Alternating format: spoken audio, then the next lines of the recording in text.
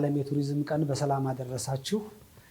በዓለም አቀፍ ደረጃ እንዲሁም በሀገራችን የቱሪዝም ቀን በሚከበርበት ጊዜ በሀገራችን ውስጥ ያሉ እጅግ በጣም ድንቅ የተፈጥሮ ባህላዊና ታሪካዊ ሀብቶች የምንጎበኝበት በቱሪዝም ደረጃ በተለይ በሀገራችን ልዩ ትኩረት ተሰጥቶት እየተሰራ ከመሆኑ አንጻር የለሙ ነባርና አዳዲስ የቱሪዝም መዳረሻዎችን የምንጎበኝበት እንደሚታወቀው በቅርቡ የተመረቀው የህዳሴ ግድባችን ጨምሮ ተጨማሪ የቱሪዝም መዳረሻ እንደሆነ ይታወቃል።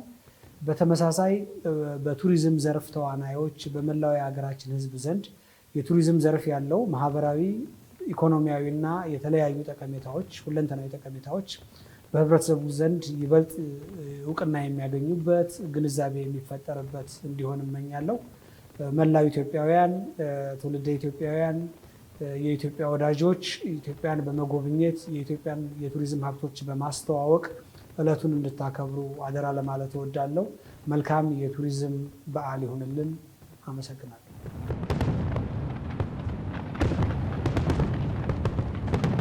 ለ46ኛ ጊዜ እንደ ዓለም ለ38ኛ ጊዜ ደግሞ እንደ ኢትዮጵያ ለምናከብረው የዓለም የቱሪዝም ቀን እንኳን አብሮ አደረሰን እላለሁ። እንደ ኢትዮጵያ የዱር እንስሳት ሀብት ጥበቃና ልማት ለቱሪዝም ምንድነው ያለው አስተዋጽኦ አበርክቶ የሚለውን ነገር ስናይ በእርግጥ ከሌሎች ሀገሮች አንጻር ሲነጻጸር የሀብት ተደብቆ የኖረ የቆየ ያልተገለጠ እና ብዙ የሚያስቆጩ ነገሮች ጊዜ ያሳለፈ ቢሆንም በተለይ ከቅርብ ጊዜ ደግሞ በቱሪዝም ሴክተሩ እንደ ሀገርም በተሰጠው ትኩረት የዱር እንስሳት ሀብትም ጥበቃውም ልማቱም የሚያገኘው ትኩረት እያደገ መጥቷል። ስለሆነም ይሄ ሀብት ከስነ ምህዳር ጥበቃ የስነ ምህዳር ጥበቃውን በጣም እጅግ መሰረታዊና አስፈላጊ ነገር ነው። ይሁንና ወደ ኢኮኖሚ አስተዋጽኦ ወደ ዘላቂ ልማት ማረጋገጥ የሚል ዓላማ አንግቦ ከቱሪዝም ሚኒስቴር ጋር እየሰራ ይገኛል።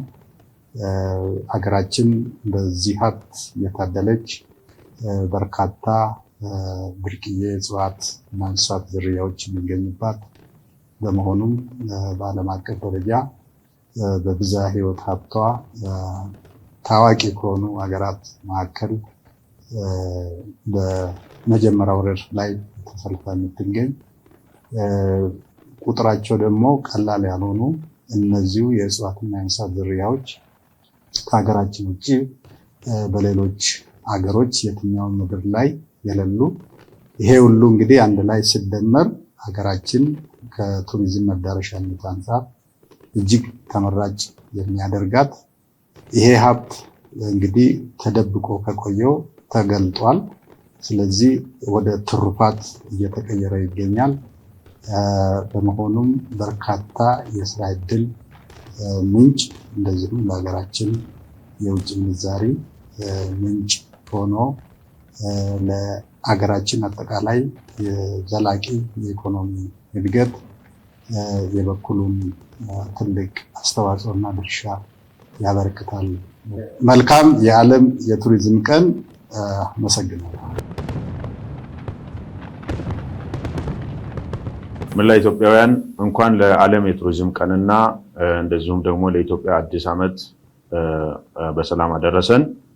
ባለፉት 50 ዓመታት የኢትዮጵያ ብዝሃ ሕይወት ኢንስቲትዩት የሀገራችንን እምቅ የብዝሃ ሕይወት ሀብት በመጠበቅ እንደዚሁም ደግሞ ለዘለቄታዊ ጥቅም እንዲውሉ በማድረግና ከዚህም ጥቅም የሚገኘውን የጥቅም ተጋሪነት ስራ ሲያከናውን ቆይቷል። እንደሚታወቀው የብዝሃ ሕይወት ሀብታችን መድኃኒት ነው፣ ምግብ ነው፣ ንጹህ አየር ነው፣ ንጹህ ውሃ ነው። ከዚህ አንጻር ብዝሃ ሕይወት ሀብታችን ለሰው ልጆች ደህንነት ሊያበረክት የሚችለው ፋይዳ ከፍተኛ ነው ማለት ነው። ከዚህ ጋር ተያይዞ የኢትዮጵያ ብዝሃ ሕይወት ኢንስቲትዩት በተለይ በጥብቅ የባዮስፊር ቦታዎችን በመንከባከብ ከኢኮቱሪዝም እና ከተያያዥ ጥቅሞች ህብረተሰቡ ተጠቃሚ እንዲሆን በዩኔስኮ የማስመዝገብ ሂደቱን በማገዝ እና በመምራት ከፍተኛ ድርሻ ሲያበረክት ቆይቷል። ለሁላችሁም መልካም አዲስ ዓመት እንዲሆን እመኛለሁ። መልካም የቱሪዝም ቀን ይሆነልን።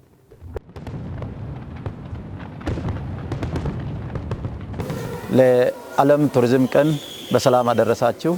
ሲዳማ እንደሚታወቀው የተፈጥሮ የባህላዊና የሰው ሰራሽ መስህቦች እና የቱሪስት መዳረሻ ቦታዎች ያሏት ክልል ነች።